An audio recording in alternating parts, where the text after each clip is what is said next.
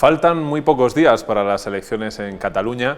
No sabemos si con el resultado Pedro Sánchez se cogerá también unos días de asueto, pero lo que sí sabemos es que Moncloa va a estar muy pendiente de los resultados de esta comunidad autónoma, pues pueden hacer tambalearse ese débil equilibrio de fuerzas con los independentistas catalanes que mantiene el Partido Socialista. En Voz Populi, a través de Amalgama Métrica, hemos preguntado a los votantes catalanes cómo respiran estos últimos días antes de las elecciones, y tenemos una encuesta de última hora que vamos a desgranar con mi compañero Ángel Ortiz. Muy buenas, redactor de Nacional, muy buenas. ¿Qué tal? Ángel, sé que estás cabreado con la decisión de Ernest Urtasun de acabar con ese Premio Nacional de Tauromaquia, pero hay que hablar de las elecciones catalanas. Bueno, los resultados de Amalgama Métrica son claros. El Partido Socialista tendría 38 escaños, el partido más votado, Salvador Illa, una victoria contundente. Sí, y ya ha llegado fuerte al sprint final de esta campaña, ¿no? Como era previsible. Se movía siempre en el marco de los 40 diputados. En las últimas semanas había bajado Esquerra, subía Junts.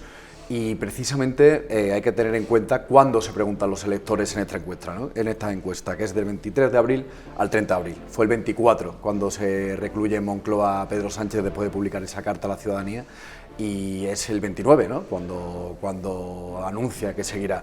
En esos 5 días se marca cuando se pregunta a los catalanes, y vemos que parece haber cumplido, ¿no? La tesis esa que dice que lo ha hecho en clave electoral, ¿no? Esa es la lectura que hace el principal partido de la oposición, y no solo el principal partido de la oposición, sino muchos cuadros sociales, y parece que consigue su propósito Sánchez. Y ya llega con fuerza, llega a los 38 diputados, pero no olvidemos que eso por sí solo no es suficiente para gobernar. La mayoría absoluta en el Parlamento catalán son 68 diputados. Como vemos los resultados, hace falta por lo menos que 2 partidos se pongan de acuerdo. Claro, ahí está la gran incógnita, ¿no? Porque luego, a continuación del Partido Socialista, los otros partidos que están más fuertes ahora, según la demoscopia, son Junts per Cat y Esquerra, lo cual tampoco es una sorpresa, pero sí que hay un cambio en esa relación de fuerzas, porque Junts per Cat pasa a Esquerra. Se deshace ese empate más o menos a 33 que hubo en febrero de 2021, el PSC, como hemos dicho, sube, Esquerra baja, ¿no? Tiene una baja sensible de un voto que claramente asume Salvador Illa, y a Junts el partido que se queda exactamente como estaba, ¿no? ¿Qué escenario se abre ahora? Bueno, lo veremos después, hablaremos de eso ahora, pero está claro que el PSC tiene que sumar 68 y tendrá que mirar seguramente a Esquerra, al partido de Pere Aragonés, el actual presidente de la Generalitat, para poder conformar el gobierno. Bueno, como bien has dicho, Ángel, veremos más adelante cómo se organizan esos pactos de gobierno o posibles pactos de gobierno, pero vamos a centrarnos también qué es lo que pasa con los partidos de la derecha constitucionalista, podríamos decir, porque es verdad que hay un claro cambio de cromos entre lo que ocurría en 2021 y lo que parece que va a ocurrir. Sí, bueno, aquí vemos un alza muy importante del PP, que sube de los 3 a los 13 diputados, ¿no? Sería el partido que más crece, ¿no?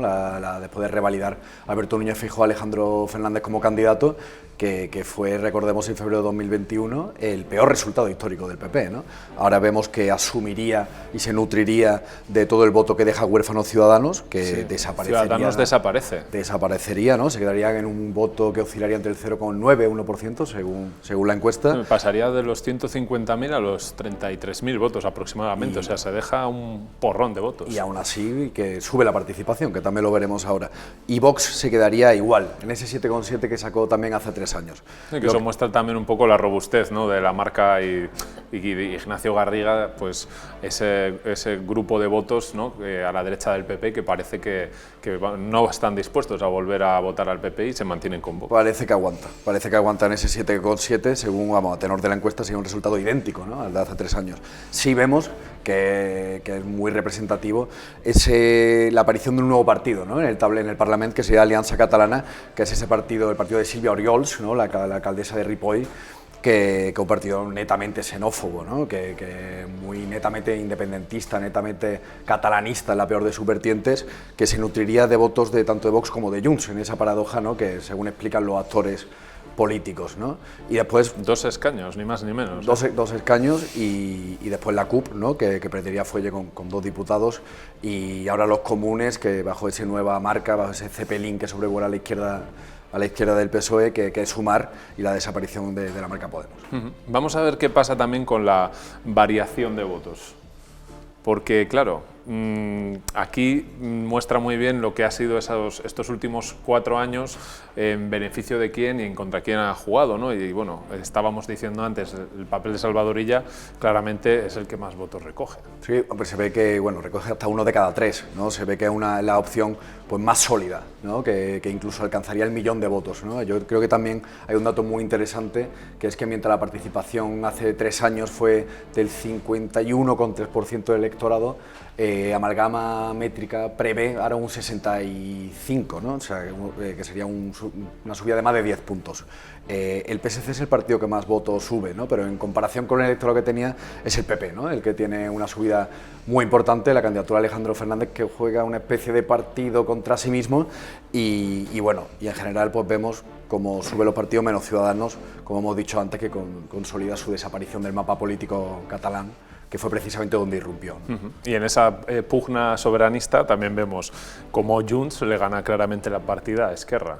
Es decir, consigue ganar al final casi 4 veces más de votantes. ¿Cuál es la diferencia entre Junts y Esquerra? Pues que Esquerra se ha enrolado, ¿no?, en la gobernabilidad de España, por así decirlo, en el Congreso de los Diputados. Ha sido un socio muy fiable de Pedro Sánchez. La misma noche electoral del 23 de julio dijeron que iban a votar otra vez para un gobierno de coalición y parece que esa posición a lo mejor ha sido canalizada por el Partido Socialista, ¿no?, y por los socialistas catalanes en este caso, para asumir ese voto, ¿no?, o esa subida de voto. Mientras tanto, Junts ha sido más correoso, ¿no? Ha sido también el partido que ha luchado la ley de amnistía, ¿no? Puigdemont ha sido el gran actor político, ¿no?, o el gran personaje político que prácticamente enterrado y condenado al olvido pues ha recuperado, ¿no?, al entrar en la pura aritmética del Congreso de los Diputados. Desde su reaparición en Francia, en el sur de Francia, a finales de marzo, Junts ha cogido mucho aire, ¿no?, ha cogido impulso y ha reavivado, ¿no?, cierto sentimiento un poco independentista que había abandonado ese sueño del soberanismo y se había apaciguado, ¿no? Pero parece que precisamente la estrategia de Junts pasa por ahí, por inflamar un poco ese ánimo, y por ahora parece que le está dando resultados. Vamos a ver ahora qué pasa con la abstención, porque claro, también aquí hay unos movimientos que hay que subrayar porque son interesantes, ¿no? O sea, personas que no votaron en 2021 y que ahora sí que van a votar. Y vemos una vez más una tendencia clara de los partidos que más recogen esa abstención. Lo que recogíamos antes, incluso quizás el tercio de votantes que te he dicho antes era este, ¿no?, el que hacíamos referencia. Pero bueno, sí, un poco remarcar, ¿no?, en la línea de sí, que un poco concuerda los datos lógicamente, y aunque aquí lo que vemos es que si sumamos PSC y Esquerra te da casi 1 de cada 2 votos, lo que puede apuntar, ¿no?, a una posibilidad de gobierno, ¿no? En Voz Populi también hemos hecho una pregunta a través de Amalgama Métrica, que es: ¿quién crees que será presidente de la Generalitat? Hemos hecho esta pregunta a los votantes de Cataluña y claro, aquí se abren muchas posibilidades, porque aquí entra en juego todos los posibles pactos que puede haber a un lado o al otro, y sobre todo que va a tener que decidir Salvador Illa. Sí, aquí la política dejó hace mucho tiempo de ser de salón en Cataluña un poco caníbal, ¿no? Así que los pactos sabemos que van a ser a cuchillo, con posibles réplicas además en Madrid.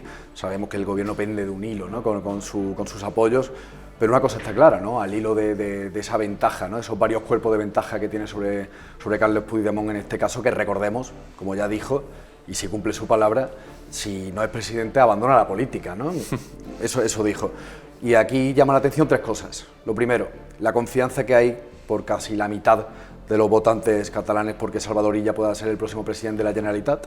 Lo segundo, que solo 1 de cada 5 votantes crean que Puigdemont puede ser el próximo presidente de la Generalitat, lo que significaría, como acabamos de decir, su marcha de la política, y que menos de 1,5% de los votantes cree que Pere Aragonés puede seguir siendo el presidente, ¿no? O sea, son 3 cosas, yo creo que cada dato, ¿no?, en su estilo, en su aire, en su contexto, es importante. Esto va a tener una réplica a nivel nacional indudable, ¿no? Sobre todo, Junts ha tenido una postura muy dura con el Partido Socialista, y Puigdemont le dijo eso a Sánchez, de que deslealtad en Cataluña se pagará con deslealtad en España. Qué bueno. Entonces, bueno, habrá que ver, porque claro, Junts es la segunda fuerza, sin embargo, lo más lógico sería un pacto entre PSC, Esquerra y con los comunes, ¿no? Pero ¿dará su permiso el señor Puigdemont, teniendo en cuenta lo que se juega? ¿O obligará a que haya otras elecciones en Cataluña? ¿O qué ocurrirá, ¿no? O sea, también hay muchas incógnitas. El escenario está totalmente abierto. Está claro que de ser cierto, ¿no? Que todo esto haya sido una especie de treta o de estratagema política de Pedro Sánchez, si no ha sido del todo sincero y lo que decía en esa carta, pues está claro que si hay una lectura política de fondo son precisamente estas elecciones, ¿no? Que serían algo así como fueron las gallegas para Feijóo, aunque con un escenario mucho más tibio para él, ¿no? Porque sería consolidar todo a una victoria y no a una victoria, no llegar a los 68. En todo caso, lo que nos muestran las encuestas es cómo se consolida un nuevo escenario político catalán, que es la postconvergencia, que es el post 1 de octubre, con fuerzas con el voto mucho más repartido, y donde el PP también pues gana aire, ¿no? Que sería la gran noticia para ellos, de poder crear un proyecto a medio o largo plazo. Esa, en el escenario más optimista, es lo que pretende Alberto Núñez Feijóo, y veremos qué pasa, ¿no?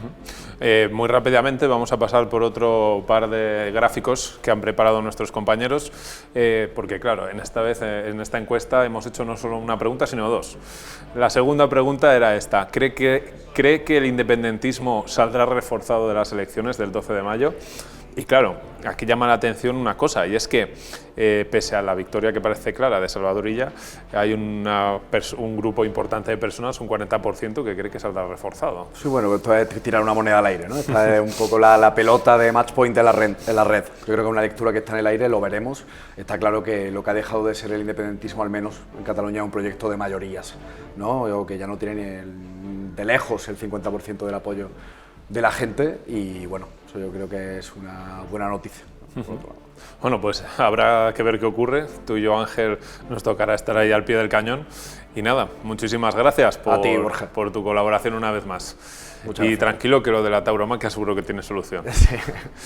Pues estaremos muy atentos de lo que ocurre en Cataluña y de todos esos terremotos que cada vez que hay unas elecciones se van originando y teniendo su réplica a nivel nacional. Muchas gracias por vernos y por leernos.